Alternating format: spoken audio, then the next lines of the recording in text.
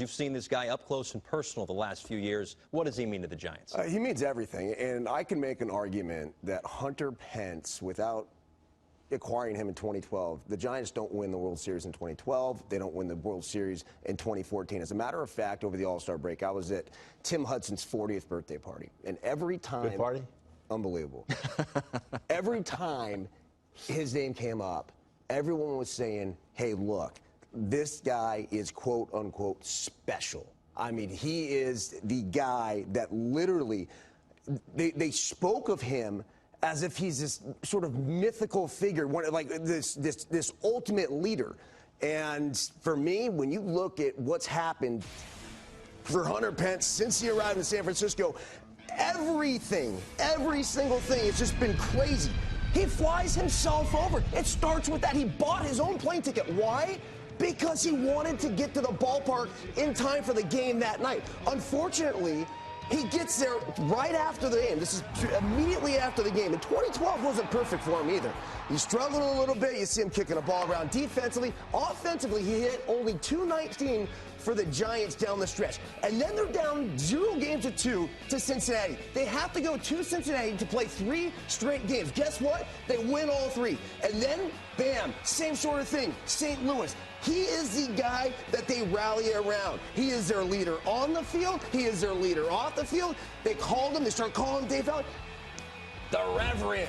And it makes sense. In 2013, what does he do? 162 games played in 2013. He had 27 homers, 99 runs driven in, and 22 stolen bases. You back that up in 2014, 162 games played again. This is a modern-day Iron Man when guys just don't play every day anymore. And this is the ultimate. Here they are on the brink of not making the postseason. He says, I'm going to grab the mic, go out and talk to the crowd, do the yes, yes, yes.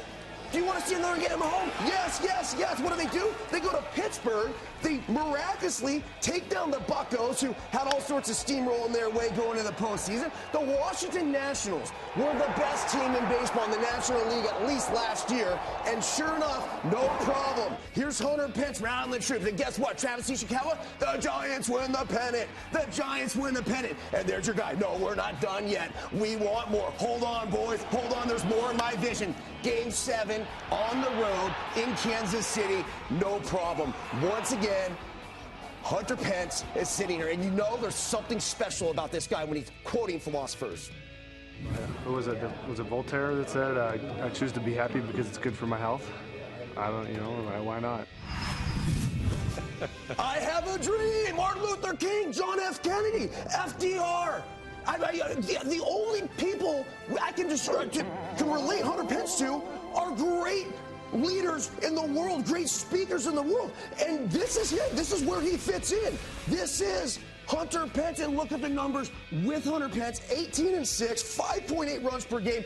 He is so instrumental in the middle of that Giants lineup. Without Pence, you can see the sub-500 record, everything else. And that goes to tell me that guys feed off of him. And it's not just, it's emotionally, it's obviously physically with what he brings to the table. He is the definition of, Buster Posey's Buster Posey, and he's forever going to be looked at almost in the same light as Joe Montana. The way I related this to Bay Area fans, I said this the other night, is Hunter Pence is like your Ronnie Lott. Hunter Pence is your Roger Craig. Hunter Pence is your guy that you know what? It's not just the superstar, this and that. There's so much more to him. And I'm serious about this. They do not win the World Series in 2012 or 2014 without him. So what you're saying is leadership matters, chemistry matters. Absolutely.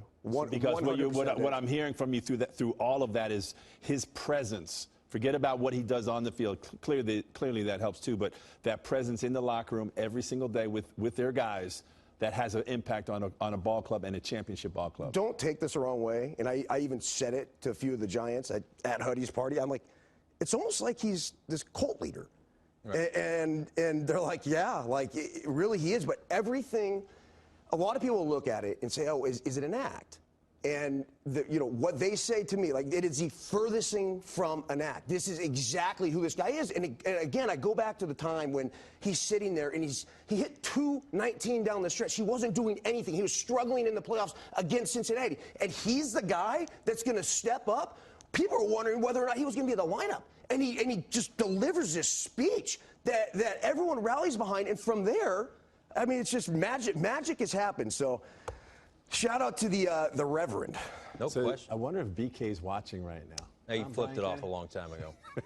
The bottom, look, chemistry is one of those things, and I've had this discussion. It's a working environment, right? If the three of us don't get along up here, if you're not buying what I'm saying, or if you're just like you're not interested at all, it's not going to work. We're not going to have a good show. Right. And you need to have guys on the same page. And the reason why the Giants have been so good is because they've had guys on that same page. But in order to quote unquote get on that same page, you need a leader like that. And Buster Posey, again, like, you think San Francisco Giants, that's your leader. Yes, I get it. He's a guy behind the plate. He's a guy putting up the huge numbers each and every single year.